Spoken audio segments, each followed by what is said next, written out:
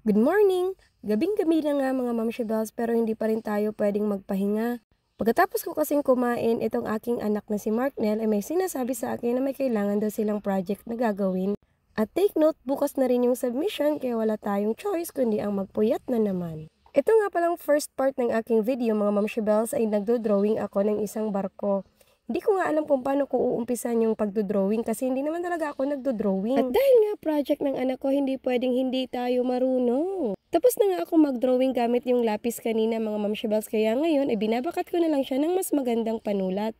Mas maganda kasi kung sakaling lalagyan natin siya ng color ay naha-highlight pa rin yung itsura ng drawing natin. Sa mga oras na yan, ako na nga lang pala ang gising mga Mamshi Bells dahil alas 10:30 na. So kadalasan ay natutulog na sila lalong-lalo na kung may pasok kinabukasan. Kailangan ko na nga itong matapos mga Mamshi Bells kasi pagkatapos ko nito ay meron pa akong isang project na kailangan ding gawin. At again, wala nga tayong idea sa pagdodrawing kaya ang key, nag-search na naman tayo kay Google. At buti na lang meron namang mga simpleng design na kayang-kaya nating gawin. Buti na lang hindi na natin kailangan pang maghanap ng mga libro kung saan tayo pwedeng mangopya or pwede nating gayahin yung mga drawing. Kasi kung maaalala nyo mga Mamshi Bells, nung mga panahon natin ay wala pa tayong Google. Kaya ang ginagawa natin kung may mga ganitong project ay naghahanap talaga tayo ng mga pagkokopyahan. At kung makailang libro na rin ang nahalungkat natin pero may pagkakataon na wala pa rin tayong mahanap.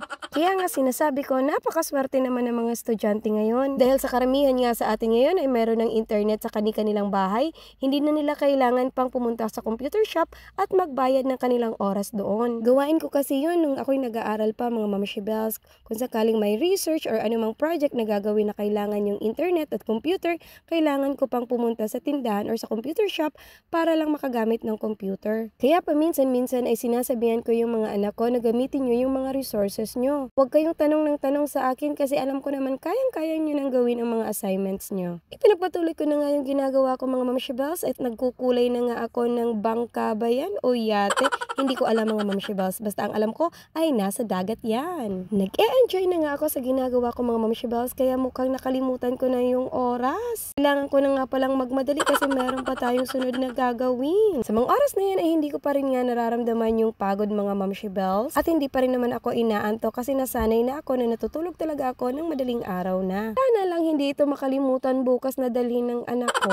Dahil paminsan-minsan yung mga project na pinagpupuyatan namin ay hindi niya nadadala kinabukasan. Konti na lang nga ang kukulayan ko mga Mamshi Bells at tapos na itong ating first project. Pagkatapos ko nga nito ay uumpisan ko na agad yung panibago nating project mga Mamshi Bells dahil mukhang matagal-tagal nga iyon. Ayan nga, kung makikita nyo, nagmamadali na ang Mamshi Bells nyo. At kahit puti lang nga itong part na to mga Mamshi Bells, kinulayan ko pa rin. O, diba? At ayan na nga mga Mamshi Bells, ito na yung huling kulay na gagamitin natin para sa ating bangka.